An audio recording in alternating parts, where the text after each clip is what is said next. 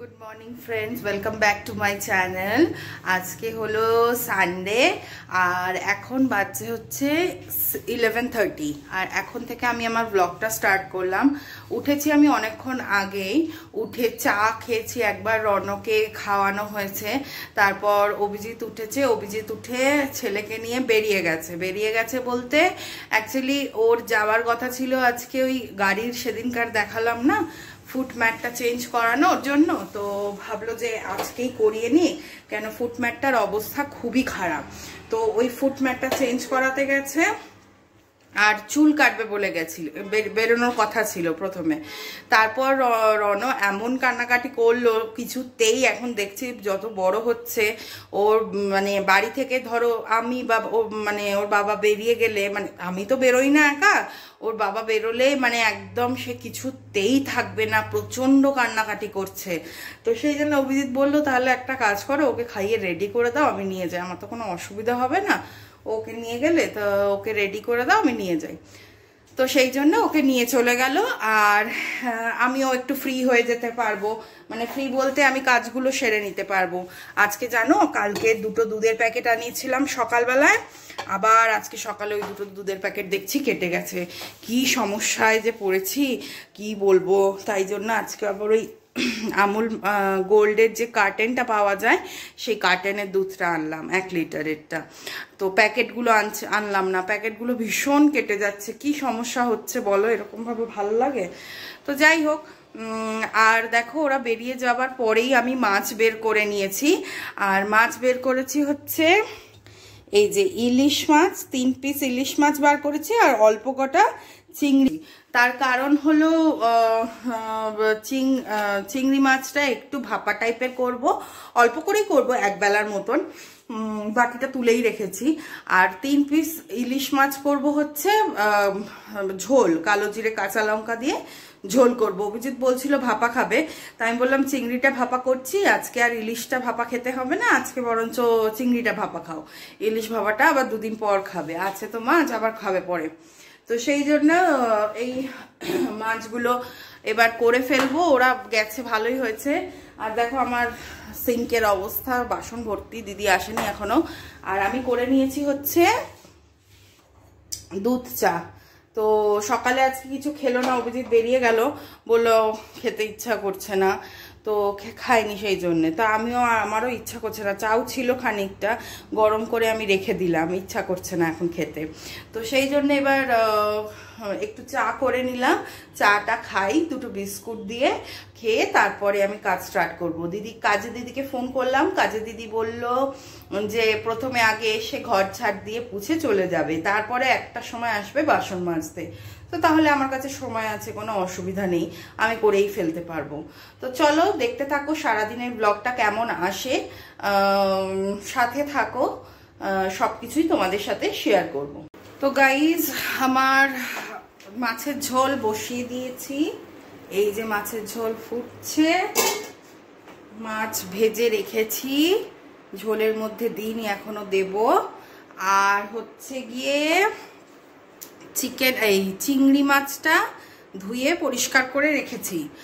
আর হচ্ছে এবার মশলাটা রেডি করব, তো এটা হয়ে যাক।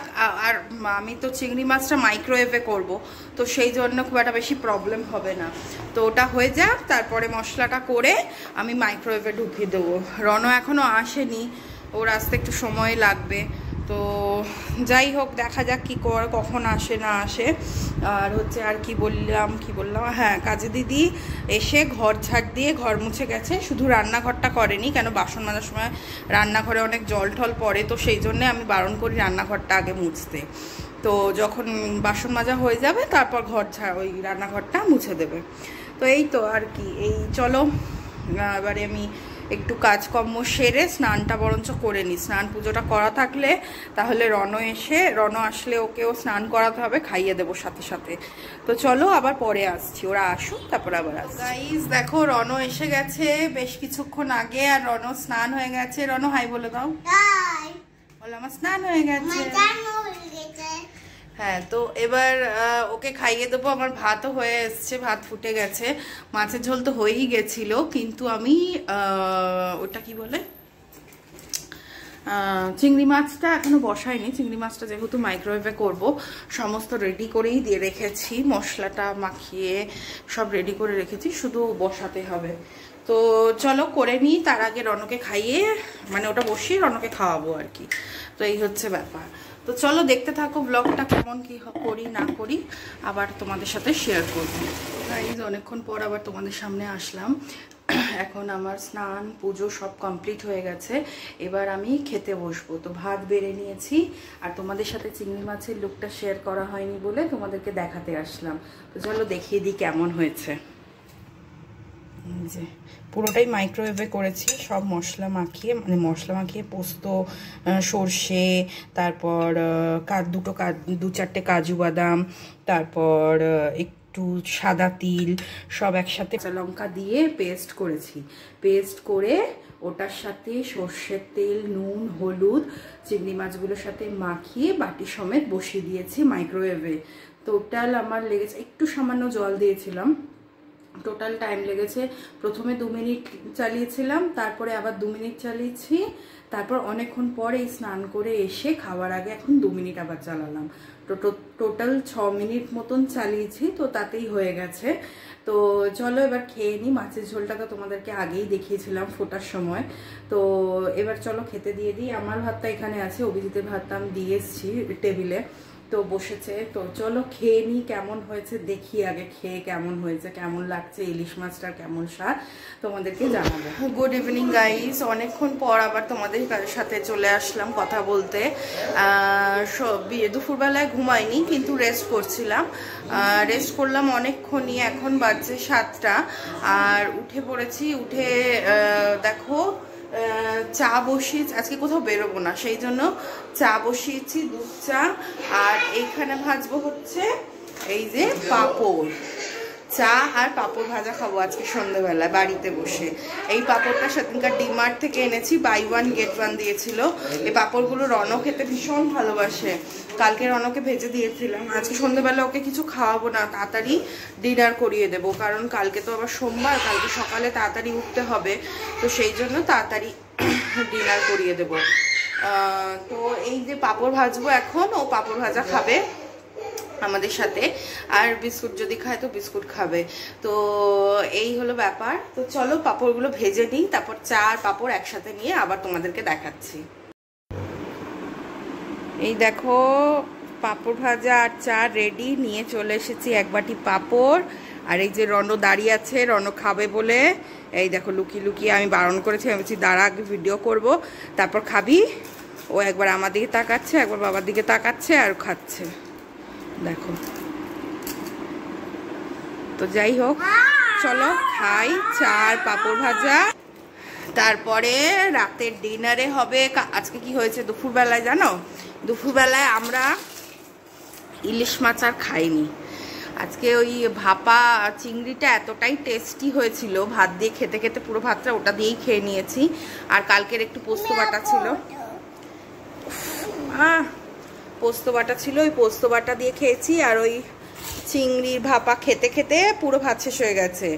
আর আমি তো প্রথমেই বললাম যে আর ভাত নিতে আমি পারবো না, তা আমি মাছের ঝোল দিয়ে রাত্রিরে ভাত খাবো। তো ওর সাথে সাথে অভিজিৎ বললো তাহলে আমিও রাত্রিরেই এটা দিয়ে ভাত খাবো। তো সেই জন্য মাছের ঝোলটা রয়েছে, তো রাত্রিরে আর শুধু ভাত করতে হবে, আর কিছু করার নেই। আর রনর রুটি করবো, রনকে আজকে দুধ রুটি খাওয়াবো। তো চলো এটা খেয়ে নিই, চাটা ঠান্ডা হয়ে যাচ্ছে, খেয়ে দে পরে আবার আসছি। তো গাইজ দেখো আমি রান্নাঘরে, আর আমার এদিকে ভাত ফুটছে, আর এদিকে দুধ গরম বসিয়েছি রনর জন্য। আর এইখানে হয়ে গেছে রুটি।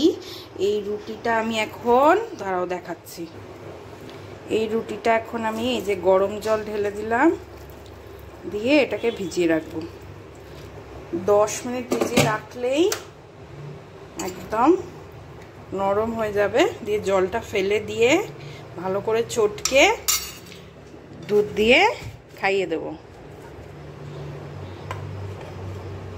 তো আমাদের ভাতও হয়ে যাবে এক্ষুনি, বেশিক্ষণ সময় লাগবে না। সকালে খানিকটা ভাত আছে, অল্প করেই ভাত হচ্ছে। তো ভাতটা হয়ে গেলে আমরাও খেয়ে নেব তাড়াতাড়ি, কারণ কালকে আবার কালকে আবার অভিজিতের অফিস আছে, সকালবেলা বেরোবে।